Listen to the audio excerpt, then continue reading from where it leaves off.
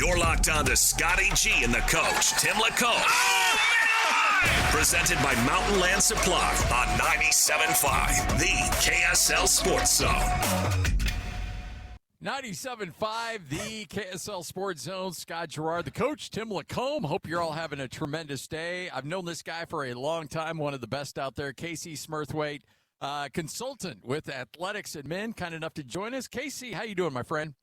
It's a great day to talk sports, and it's, I believe, in the words of Steve Spurrier, it's talking season, SEC Media Days.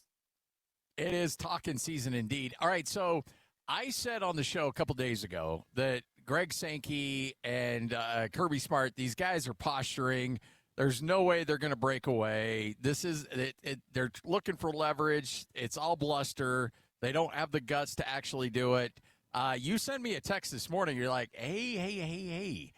I'm not saying they're going to, but they could, and there's a roadmap in which they can do it. So kind of walk us through this, how this could become a reality. Brother, the consulting fee checks are cashing right now, and that's step number one for a Big Ten SEC breakaway. And I think the first step is you got to throw it out there. I mean, I think at the beginning with the private equity word, with media rights, with, hey, we can do this on our own without you. I mean, we got to remember that the NCAA started as a championship and event organization. Collegiate athletics started as a recreation extension of the mission statement of a university. It's now not that. In fact, we're so far beyond that it doesn't even look like what it was. So now we can kind of have these conversations that it's operating as a multi-million-dollar, hundreds of millions of dollars entity for most of these schools that can make that move. So where it looks like it could go is that first look-in for the Big Ten, that 2029, 2030, there is money to be made to basically just say, hey, look, breakaway football and do your own thing. Invite some select schools in almost in an expansion league aspect, almost like the NFL or a brand new league, to say we're going to have our own football league. You could still be part of the NCAA and other sports, but in that 2029, 2030 window, the Big Ten has that first crack to be able to do something, whether that's adding maybe a Notre Dame into that conversation to add a little value, who knows? But then that second window is in that 2033, 2034 window with the SEC.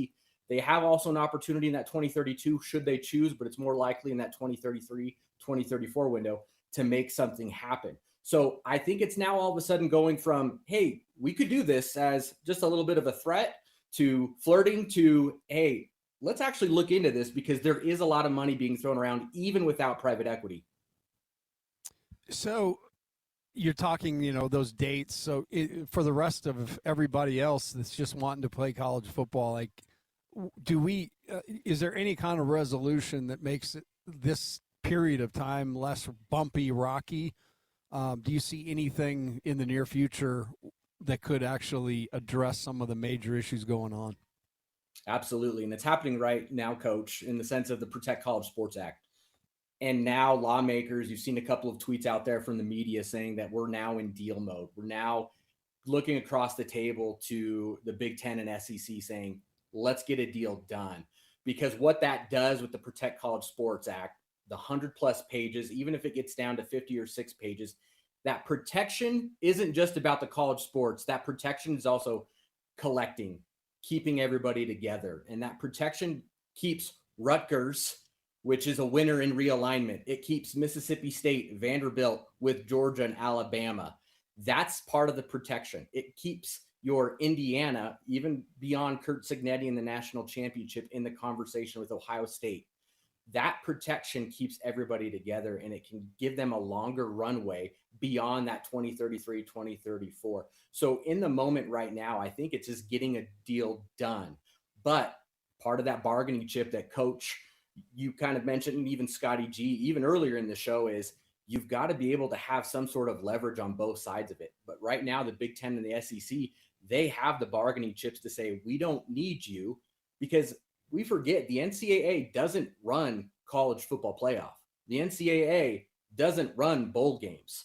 In fact, $1.5 billion of the NCAA revenue, $1 billion of that comes from March Madness. The rest of it is package together of all the other tournaments, other assets. None of it comes from the FBS playoffs or the college football playoff. So the NCAA doesn't really look at this like, oh, hey, oh no. This could be a different opportunity for the NCAA depending on what lens they're looking through. Athletic director at Iowa State, who's stepping down, Jamie Pollard, said, all right, you guys want to leave? All right, fine, leave. Wait, just do it. We're tired of this. Just do it. But you're going to have to take all your other sports with them. So good luck with your gymnastics, your soccer, your basketball teams, because if you leave, you're gone completely. I can't imagine that would actually happen. I imagine if they do leave, it's somewhat of a hybrid. But would these other schools left behind sign off on something like that? I don't believe so. I think you run into a situation where all of a sudden you're now having multiple crises in scheduling for your gymnastics, for your softball programs. At the end of the day, you're going to want to have your men's and women's basketball teams playing at Kentucky. You're going to want your men's and women's basketball teams playing at Alabama, playing at Florida, even baseball, softball. You don't want to keep scheduling, Iowa State to play at Indiana State. No disrespect to them. That doesn't move the needle. It's going to be a model. And if you look at the compliance in the NCAA rule book, it is sport by sport. There is no rule nor bylaw that says if you take one sport and move it outside of the entity of the NCAA, you're out completely. That is not in the rule book. It is sport by sport. And what folks forget is just last year, U.S. soccer and U.S. hockey have both approached the NCAA about saying, can we take over? Can we help? Can we actually remove some of your teams or help you schedule and be a part of the governing body to make this sport better? The NCAA didn't say no. They said, yeah, let's find a way to collaborate. So there's even a model in this to where, yeah, we can maybe even have a break off to maybe make it better. And even Jamie Pollard, folks forget, was even open to the idea of a break off where it's just football just last year. So even Jamie Pollard's been a proponent of saying, hey, let's make this work, but have your other sports here. So you can't have both sides of it. Speaking of the playoff, what format, KC, you believe best? I know what everybody, I know the SEC is pushing for fewer in the Big Ten, and obviously others want more, but where do you feel like that optimal number is? I think the optimal number is all the hypothetical matchups that the SEC and Big Ten wants, right? I mean, that's the answer. No, I think at the end of the day, I think everybody needs to have access at the beginning of the year. And I think the regular season naturally should be part of the quote unquote playoff system. I think it's more of a calendar problem that where it needs to be done by, the first week of January for calendaring. And what does that look like? I don't know, but I think that you should have at least 16 teams and break it down. For me, what it looks like is having home games on campus. Those home games were fantastic. I think access for at most 2 to 3 non-power teams, because that's fun. But at the end of the day, I think you need to look at what does the calendar look like? What gives the most access to the teams that are the most deserving? Not necessarily the eye test, in my opinion, but can you get 16 teams? Can you even expand it to 32 teams? But you look at the FCS playoffs, and it even ties back into this Protect College Sports Act. There are entities out there such as private equity. I've been fortunate enough to be in rooms where they're talking about a lot of money to be made to help benefit these schools who are paying for some of these opportunities for games to be played. But there's a lot of problems right now, and I think a lot of it revolves around spending problems. I think it's somehow, some way, collegiate athletics needs to be kind of curbed a little bit, maybe capped, or even a salary floor or set in order to make some of these decisions to move forward. So in saying, whatever they decide the number is the optimal, I mean, there's a certain point where I think everybody has to ask the question, don't they have some sort of like duty to make sure the long-term health of college athletics, thrives, is not just their own interests? I mean, does there ever get to be a point where that happens? Yes. And I think part of that is part of the Protect College Sports Act. I think the longevity, every commissioner and athletic director, I've spoken to 4 commissioners in the last week. All of them say, is the Protect College Sports Act good for the sport? Yes. Is it perfect? Absolutely not. There are some poison pills in the act right now that actually hurt, in a way, women's sports. Even though there's a whole section about protecting women's sports, there's a couple of poison pills in there. It's very nuanced, but they all say it's a step in the right direction. Now, those commissioners I've spoken to, are they from the Big Ten or Greg Sankey at the SEC or Tony P? No, they aren't. These are your group of 5 commissioners, group of 6. But to that longevity aspect, they all recognize that the model that we're in right now is not sustainable. And in order to make a long-term, or even make it look like our good old glory days that we all wish that we had, and I'm sorry, BYU's not going to win a national championship this year, or, we're not going back to the 80s, but to even get close to that model, we need to make sure that we're protecting college sports in some way, shape, or form. So this act's going to be able to at least put up some guardrails, put up a floor, and even a cap in some way, shape, or form, in order to give us some direction and some guidance to make it look like what it once was. I know that, like any bill, we all saw the cartoon back in the day in our civics classes. That sucker is going to continue to get redlined and redlined and redlined. But at the end of the day, where's your confidence level that we might actually see something get passed from this? Before Media Day started, I talked to an SEC athletic director, and I asked that same exact question. The answer, I will pass along, 20%. And every day that goes by, I think that number drops. And on the flip side of that, goes back to this original question, Scotty, is that the closer, or the number, as that number drops, the other number goes higher into a potential breakaway, because there's money to be made. There's interest in it. What does that look like? It could be a Notre Dame adding in. It could be, let's have a draft, because I don't think a Mississippi State, Vanderbilt, or Northwestern, or Rutgers makes that move all the way if it is a draft, like in that aspect. So the likelihood, probably 20% right now. I'll piggyback off that answer. So I think the likelihood of a break off or some sort of league grows every day, as long as the days and the calendar, the weeks and the months pass by. In a weird way, I mean, does the G5, would they be okay with a breakaway just to kind of settle things down for them and maybe get out of the at least pretend arms race, where they at least have to pretend like they're trying to keep up, and have some governance at least on their level? And maybe it might be best for both sides if mom and dad were to decide to go their separate ways. I mean, there's this carnal security that I think fans even, I mean, I'm a fan. I work in the industry. I work with a lot of athletic directors. I root for teams. I want to get involved in games, and I want to see, student athletes succeed, but the model's unsustainable. And I think if you can see that breakaway, I think you start to have a little bit of a sigh of relief, knowing that you don't have to look across the table and say, that's another 20 million we don't have to keep up with. We don't have to keep up with the Joneses so much, but it also, I think, brings a lot of relief to know who you are. And I think there's a great value in knowing who you are in the industry, in any industry, of knowing who you are, knowing your mission statement, and knowing where you can compete, and knowing where you can corner the market, knowing who you can recruit, knowing what fish you can fish in order to succeed. And I think that does bring stability to the industry.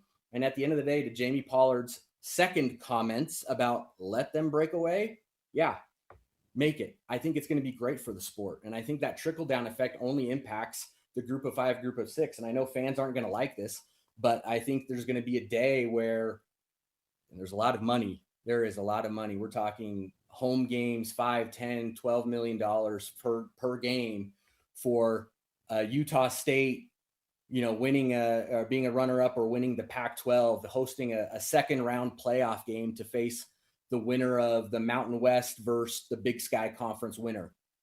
And I know fans won't like that, but you can't tell me that wouldn't be exciting in that type of a college football format if there was a breakaway. And then all of a sudden you have this trickle-down effect where there's a 32-team playoff that's truly a universal matchup.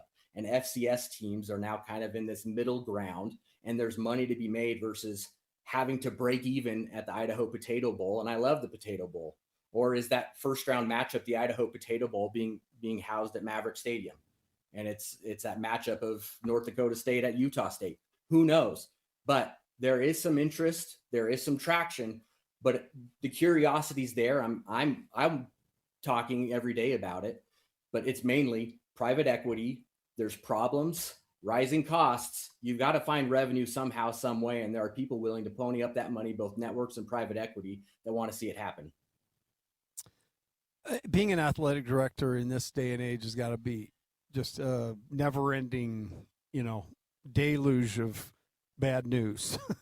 And it's amazing to me how, we sat down and talked to both Brian Santiago and Mark Harlan, and everybody's coming at it this different. But you mentioned private equity and the deal that Utah has, and it's underfoot now. It's on its way. Money's being used to kind of figure out engines to drive revenue, as you talked about. But what's your overall thought on that deal that Utah made, and the likelihood of it being something that a lot of other people jump into?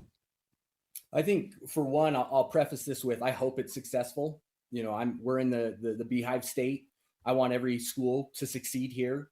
I think I'll use, Kentucky with their Blue of Champions or Champions Blue LLC. I'll use Michigan State Spartan Ventures that went out and created an LLC to do very similar to what the University of Utah is doing with Otro Capital. But the difference is Michigan State went out and fundraised $400 million and then used a portion of it to create 30 plus jobs, not take away jobs and make others reapply for those jobs. So I hope it's successful, but I think there's a model that's already been proven to be successful and actually created jobs without forcing others to be reassigned and or reapply for their job. But I hope it's successful, and I hope it becomes a model for success for other institutions. I just believe that a school like Michigan State, who went out philanthropically and got investors and fundraised for that money to create an LLC, I think that's a model that right now, if I was an athletic director and I needed to make an LLC, I'm going to go that route 10 out of 10 times. Hey, a lot of people had opinions on the Big 12 Monster partnership. People thought that perhaps the Big 12 undersold themselves a little bit. You've taken a fine-tooth comb to that thing. What are your thoughts? Great question. Monster Energy, Big 12. I'll say Brett Yormark, I think, is one of the most innovative athletic directors. I think he's done a really good job. I think from even the court malfunctions, I think it was very smart. I think that is the future still. I will hold to that in some way, shape, or form. That contract, there are some really unique features to international branding and domestic branding and marketing. They basically have lines of credit. Some of it was redacted that I saw, of each school getting a credit and a line item of credit for sponsorship and commercial rights. That number is not going to show up in that whatever 1.2 million that was out there on social media that got torn to pieces.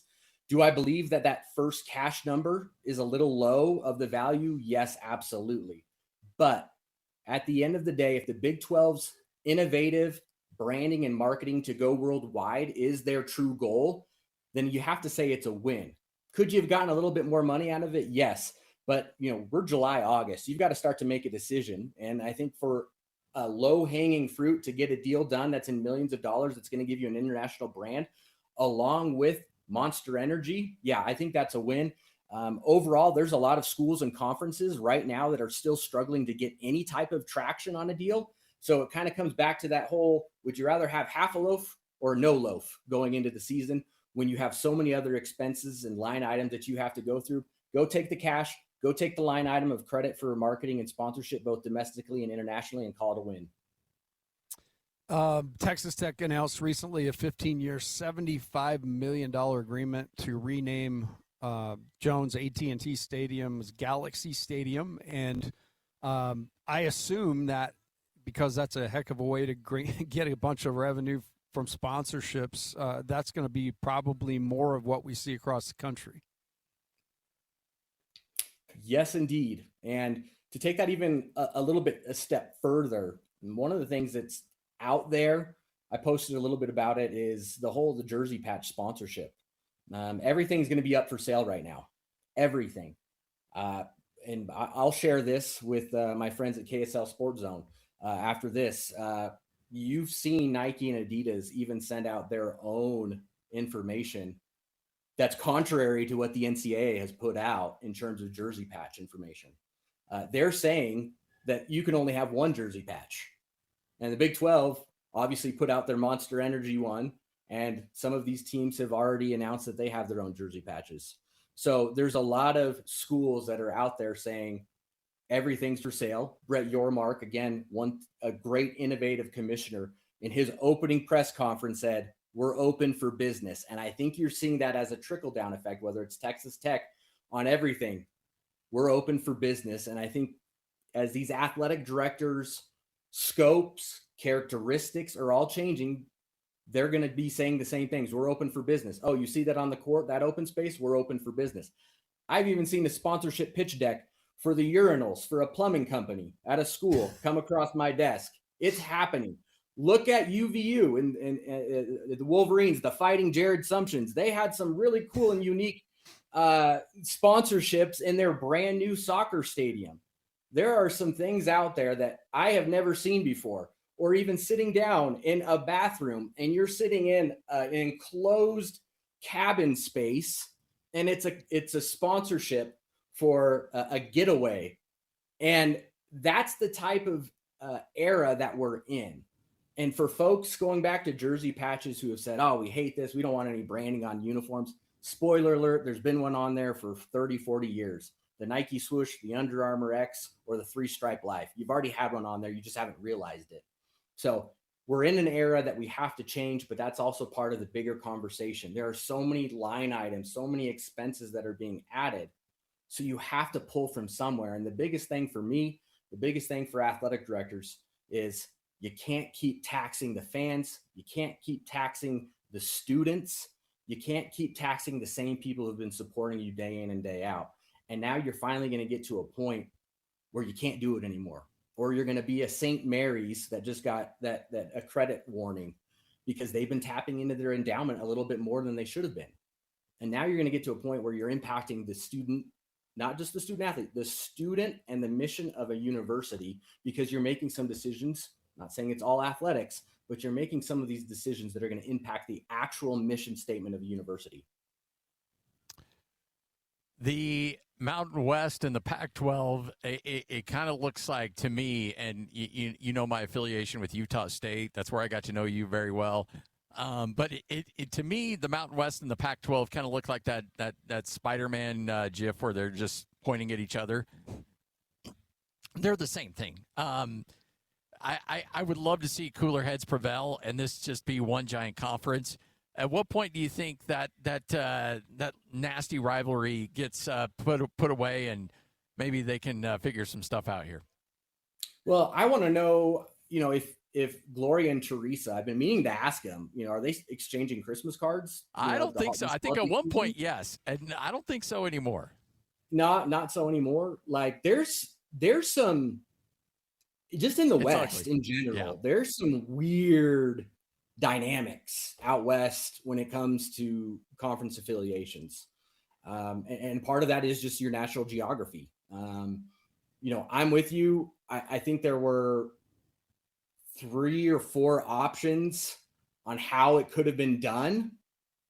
And the path that was chosen, I'm being careful with my words, the path that was chosen was probably the toughest, the ugliest. And it hurts me because, like you and Coach, we love that tradition, that culture, that passion, that brand, that pageantry, that Pac-12 after dark. But that's the beauty in college athletics that we all love and know, and it's changing. And that's why we're here today having these type of conversations, is because we love what we do. We love sports. We love the identity that it gives us. And we wish that we could go back, that nostalgia aspect. And now that's all changed, and we have to find that new identity and have those new conversations. And as we move forward, we have to kind of say, oh, what could have been? But I think down the road, I think the dust will settle, and I think there's going to be affiliations. I think there's going to be some creative ways that they can get back together. it was an ugly breakup, but it doesn't mean that they can't send each other a card, maybe not on Christmas, but maybe around Valentine's Day. They're going to hey you up, Thinking of you. Yeah. Yeah. I just maybe the KSL Sports Zone Network can host a wonderful. I've seen your barbecue, Scotty G. You have been elite. You are killing it out there. Well, and anytime you want to come on by, you and your lovely wife are welcome. We'll do it upright. We'll have ourselves a good time at the barbecue. I'm just curious to know, look, Pandora's box is open, and it's not closing completely. But if there was an element that could be put back in the box, it's not going to be NIL. Obviously, these players have generated a lot of money, and they deserve a good chunk of that money. I'm not arguing that. Can we at least rein in the eligibility a little bit, or can we rein in the unlimited free transfers? Is there any hope for that down the line? Yes, and I think when you're in the Protect College Sports Act mode, where they said, hey, we're in now deal-making mode as of, I think, last Thursday, I think when you water it down, you're going to start slashing. And I think that's going to be one of the baseline moments of, hey, we've got to get this taken care of. Eligibility, your base compensation, transfers. Those are going to be some of your basics. Your financial packages. What does it look like with GPAs? The Lane Kiffin. By the way, I did keep my phone for John Summerall on silent. I know we were talking about that a little bit earlier. Thank you. I should have mentioned that earlier. I was prepared. I think the Lane Kiffin rule, I think those are going to be kind of the watered down eventually where it lands. But some of the aspects to allow maybe some further movement will still be unaddressed. But beyond that, I mean, you've got to do something. And I think out west, it needs to be stronger together. And you need to make some moves to start some sort of alignment and affiliations, because it's just getting weird. It's weird. And one league's got to combine with another, and I wouldn't be surprised if it's a big West Coast at some point one day, and some fans might not like that. And if that's what it does to really strengthen the West in realignment, so be it. So be it indeed. Hey, KC, again, offer stands, barbecue, my place, anytime you want, man. I got you. Don't tempt me with a good time. Hey, no problem whatsoever. We'll make it happen. Hey, I appreciate your time. Let's do this more often. This is fun. Okay. Thanks, KC. KC Smurthwaite, right here on 97.5, the KSL Sports Zone. I knew KC for a long time. He does a tremendous job. And again, consultant with the athletics administrations across the country, and really good dude.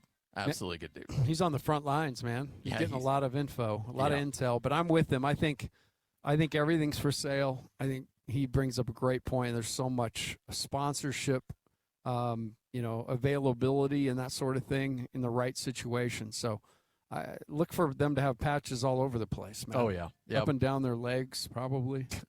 I would like the right knee. Oh, man. I would just I just get it for, and look, this is no knock on our friends in the MLS, but when a kit in soccer, the predominant thing across the chest is a sponsor, I can't get on board with that. Like the team's a little, yeah. Like the jersey patch, all about it. No problem whatsoever. But some of these other ones where it actually, you look at this jersey right here, and you got the team logo just right there. It's almost like a team logo chest, and then everything else is advertisement. It's huge, right? Like where it should say Broncos, it says whatever the company is. Walmart. Yes. Yeah. 97.5, the KSL Sports Zone, 1232. Coming up at 105, Steve Bartle will join us. Always fun to catch up with Steve. We'll chat with him, get his thoughts on the Utes and the announcement on the Ring of Honor. It's all straight ahead here on The Zone. We all have routines. I'm Jabron, and with diabetes, mine was finger sticks. Sometimes I skip them because they hurt. The Freestyle Libre 3CGM changed that. It gives me glucose insights without finger sticks. Learn more at freestylelibre.us. Finger sticks are required if your glucose alarms or readings do not match symptoms, or when you see check blood glucose symbol for the first 12 hours. The views expressed should not be used for medical diagnosis or treatment as a substitute for professional medical advice. Individual circumstances may vary. For prescription only. Safety info found at freestylelibre.us.